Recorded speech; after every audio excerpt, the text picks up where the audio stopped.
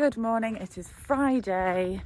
We've had these 2 really hot days, and today the sky's kind of gone a bit of a funny colour, and we're supposed to be getting more storms. So it's getting darker by the hour. This morning's tasks have involved moving the sheep. We've got the sheep usually split into 2 groups. They've just been combined into one to allow for some topping to take place and fresh pasture for some of the sheep.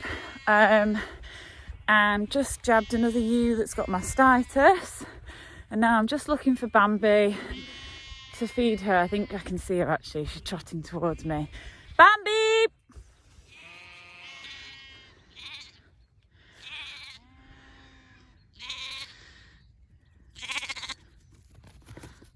Hiya.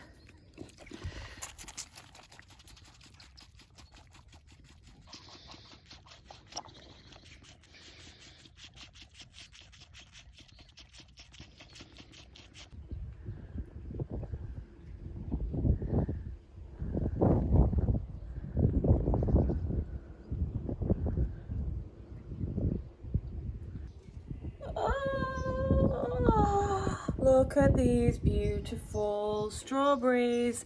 The first big pick of the year. We get strawberries quite late here because of the altitude. Later than my mum and my sister who live in a town. Yeah, how good do they look? Absolutely the best feeling ever picking your own stuff from the garden.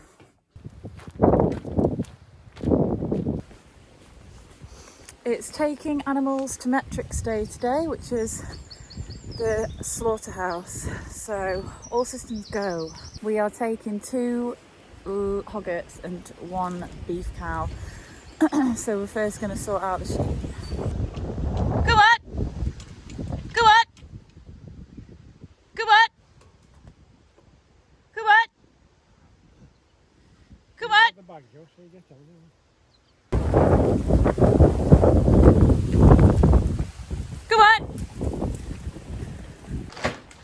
on! Come on!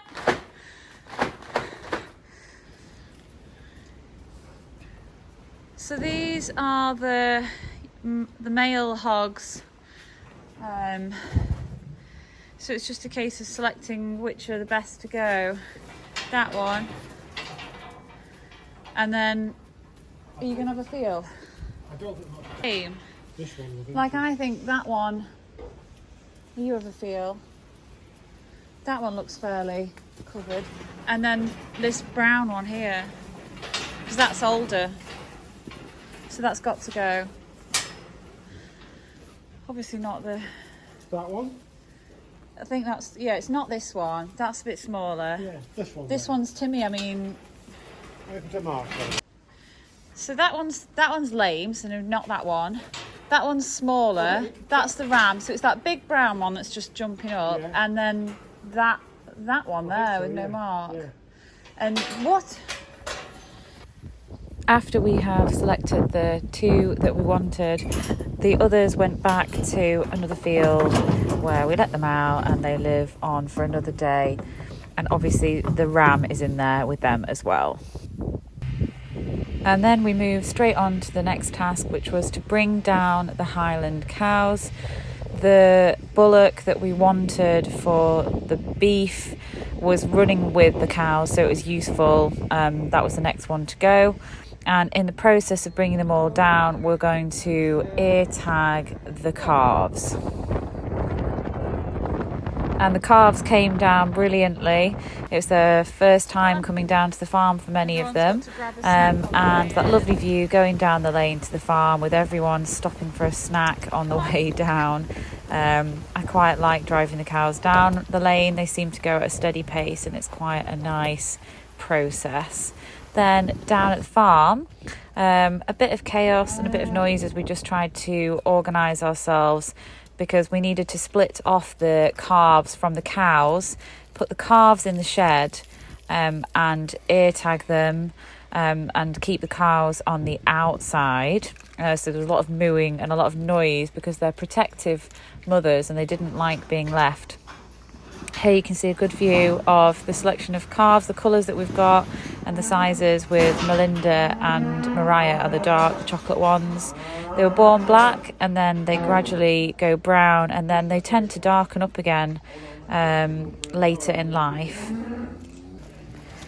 Once they've all got their ear tags done, then the cows go back, and they went back up the field, leaving just the one cow, the beef cow, for us to load. And I had to stand and make sure that the cow stayed calm, didn't try to jump out or anything whilst we were getting ready to go in the trailer. And this last clip here is the cow as we left it at the slaughterhouse in the hands of the slaughtermen, who are very quiet and very patient with the cows. We're really lucky. So homeward bound, back to the farm to crack on with all the things that we needed to do with the campsite. And as you can see, the weather really taken a downturn after those nice few sunny days that we had. After all the rain in June, back to rain and very strong winds blustering around, really wreaking havoc on my veg garden as well, which was disappointing.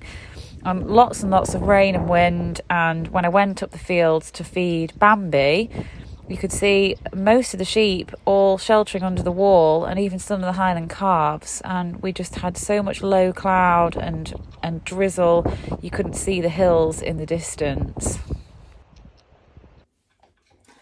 Good morning. So yesterday went pretty well. We had our trip to take the cows and the 2 hoggets to metrics. So I'll pick up the lamb, the hoggets on Friday, and the beef will be another month. So today's Tuesday, and we've got a few days, 5 days, 6 days till the campsite opens. So we are like mega busy. I can't even begin to tell you how long my to-do list is. Trying to keep calm. The volume of sort of admin and emails and questions is overwhelming me, but I'm trying to just plough through it with a smile on my face. As Dad says, you have to keep laughing, otherwise you might scream or cry. So keep laughing, keep smiling. Weather-wise, it's been wet, it's been windy, it's been pretty cold, it's been horrible. My veg garden's got trashed. All the plants have been blown to bits, so that's a bit demoralising. But yeah, just focusing on getting on with all the things that we need to do to be ready for the campsite on the 4th of July.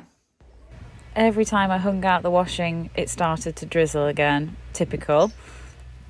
Yesterday felt like a blur and a whirlwind, and today feels like a blur and a whirlwind, and I'm scared how fast time is going and how much I need to do.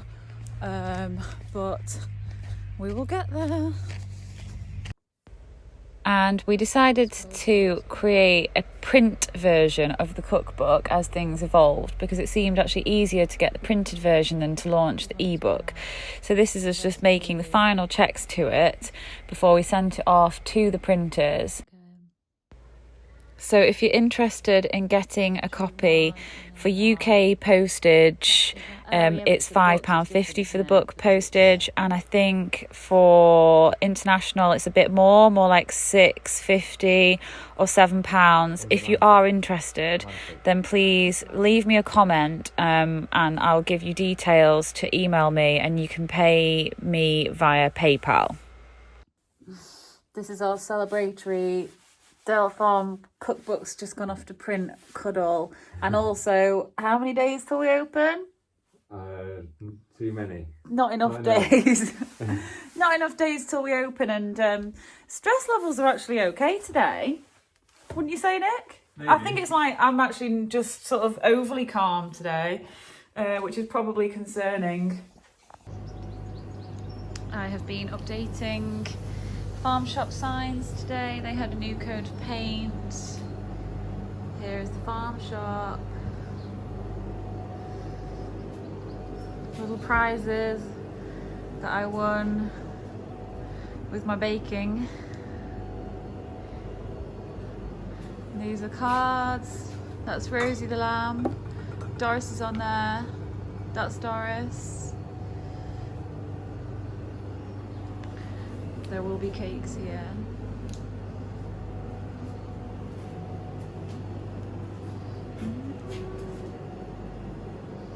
fire supplies. Here's the main man with a cup of tea for us. What have you been doing today? Well, moving things off the site, sand and some old posts, and then mowing all the pitches. It's looking good. Very good. And we were really excited to have our door logo done and all of our signs printed, really making things take shape and feel very professional and real after all of this time visualising and imagining how it was going to look.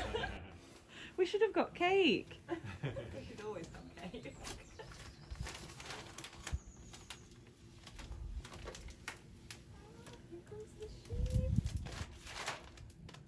I love it. Oh, it really starts to come together now. I knew this was gonna. Woo! Good that. Then Dad and I took a trip down the road to another farm, a breeder of Highland Cows, to look at this bull here. Archie is the one that he's combing that we're interested in, and one of the younger bulls was interested in me. So we were basically looking to replace our bull this year, and that's why we were looking around. We were quite happy with Archie. He seemed like a nice quiet bull as well, so it's good to go and have a look, see them in their natural environment, and then make a decision about whether to have him or not.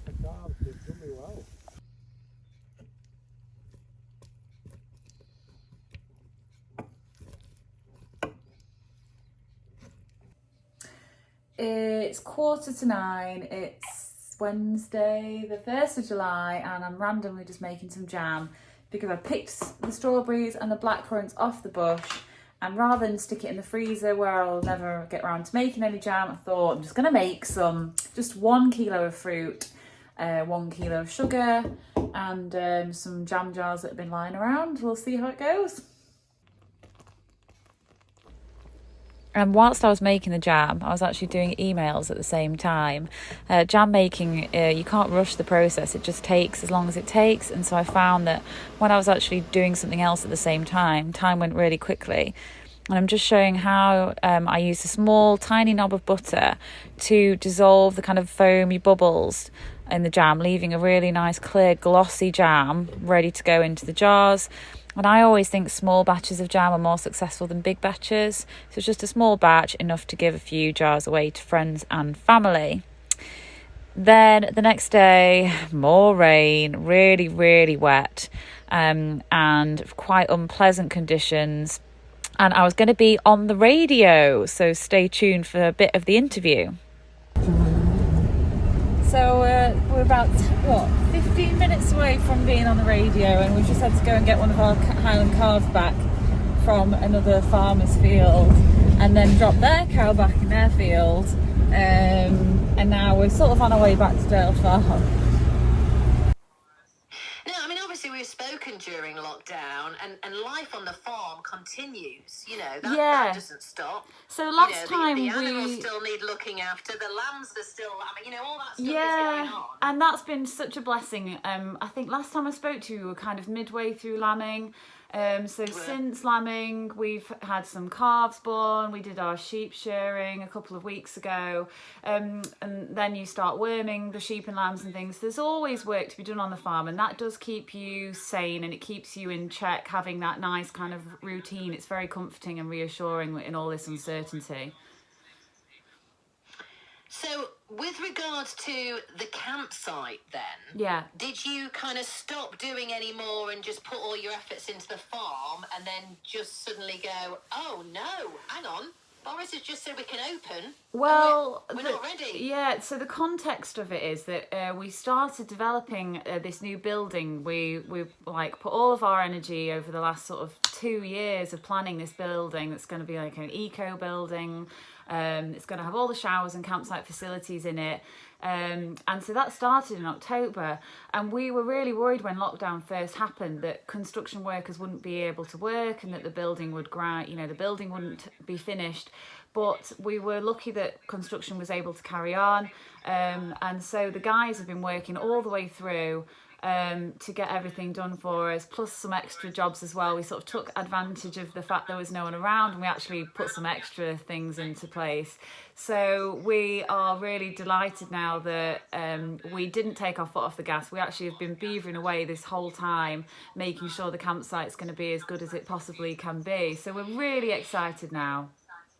So you're ready for Saturday? You're ready to open on Saturday? Well, if I'd actually chosen to speak to you out in the building, all you'd hear was the sound of tools and stuff, because people are still working away, which I thought might sound good, like a bit of atmosphere, but at the same time there's like a circular saw and it does just cut through a little bit. So no, there are still some finishing touches. We had all of our kind of signage delivered yesterday, so that was really exciting. We've called the building the Sheep Dip to kind of have a bit of a comedy link to the farm element, where people can get washed in the same way that sheep would get washed in a sheep dip. So we've got a jazzy logo on the door of this sheep with a shower head over it, which is nice. So things are coming together, and I think every kind of family member that we have has been summoned to the farm tomorrow to help us clean, to give it all a deep clean, and now all the work will be finished and all the building tools will be out of there, and we'll just get it all ready. And I feel like I'm going to need like a bottle of champagne and then probably a lie down when it gets to Saturday, but I don't think I'm going to get it. No, but you know what? How exciting. I mean, when you've got that adrenaline pumping, it's amazing how many hours you can keep on your feet, isn't it? Yes, I know. I'm really grateful for that. There's definitely adrenaline, and I have been having a few coffees. But also, I think, you know, we are this small little team, me, Dad and Nick, and we do obviously have help from bits and bobs of other people, but we're the core team and we are all pulled together. And throughout the whole of lockdown, it's been nice that we've been able to kind of support one another and kind of have this sort of we'll get through it mentality, because it has been really, really stressful. I can't tell you, it's probably, like, you call it a growth opportunity. It's been a learning curve, it's been horrible, but I can see the light at the end of the tunnel now, so I'm smiling. That's amazing. So are you able to open to what would be full capacity, or how is it going to look then? It's pretty much business as usual. Because we've got all the new facilities, they are way more spacious inside, and this building's really light and airy, and we can ventilate it well. The sort of sinks and washing up area is massive, and we were going to put some units and things in, but we've actually left a few things out, so there's much more space for people to move around and keep out of each other's way. And then in terms of the actual camping plots, well, they're massive and they're individually spaced out, so no one's going to be encroaching on anyone else. So we feel really positive about what we can do for people to let them have a safe holiday, you know, as safe as it can be really in the circumstances. And have you got plenty of bookings? Oh my gosh, July, I think we've got about 9 nights, like individually over the whole month for the entire campsite. On the day that the bookings, that Boris's announcement came in, we had 41 bookings, which must be the most we've ever had in one day. And our phones have just been constantly getting emails and phone calls. We could have had somebody whose sole job was just to answer the phone and do emails, but instead I'm like doing one thing with one hand and then emailing and stuff with the other. It is actually quite funny, the amount of multitasking we have to do because there's just 3 of us. But yeah, so we're really blessed. We've got loads of bookings and we're really excited about welcoming people and giving them a really good experience in the Peak Districts. I think people are desperate to come here, and it's been a shame that everything's had to be closed for so long, but I understand it was needed. Yeah, but let's hope we're heading back to normality and it will continue as well. Best of luck, Joanna. Thank you. That's the end of the video. It's a bit of a longer one today. I hope that you enjoyed it, and if you made it all the way to the end, thank you very much for listening. This is just a shot of when I went to feed Bambi and Doris came barging over. In the next videos, I'm going to cover the grand opening, and I'm also going to do an update on what has been going on with Mabel, because it has been a very uncertain time for her, but hopefully, fingers crossed now, she should be on the mend. Thanks again for watching, and see you in another video very soon. Bye!